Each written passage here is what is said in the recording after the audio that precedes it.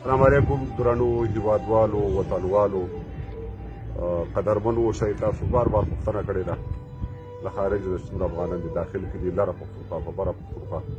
زه انشاءالله سهار ډاکټر ته لاړم او د هغوی ډاډ راکړې زما حالت یې انشاءالله ښه کېدو طرف ته روان دی. تاسو د ټول ولس نه د لر بر ولس نه د خپلو ملګرو د خپلو خوښوږو نه د زړه له تاله مننه کوم. تاسو خپله وفا څرګنده کړه ملګرو ته مو زړونه وویل. تاسو زه انشاءالله دم ګړی ښه یم او کېږم انشاءالله د ښه نه شم انشاءالله بیا به سره خبره یوځای کړو. دم ګړی انشاءالله تاسو ډاډه واوسئ. تاسو د کور ودانې غنم و ډېره د دې ملګرو د راتګ نه هم مننه کوم. خوشحاله اوسئ، ښه وخت ولرئ. سلامونه اوسئ. ګرانو کتونکو سلامونه او نیکې هیلې. دا چې موږ ستر حماسي او ملي شاعر مطیع الله تراب پوښتنې ته راغلي یو. په واقع سره دا یو څه تکلیف یې درلودو، خو انشاءالله د تکلیف مخ په ښه کېدو دی. دته د الله پاک روح صحت ورکړي.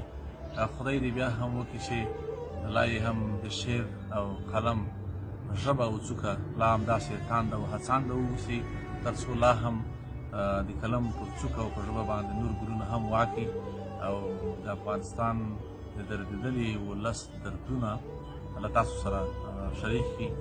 تراب صاحب ته اوږد عمر او ښه ژوند غواړم.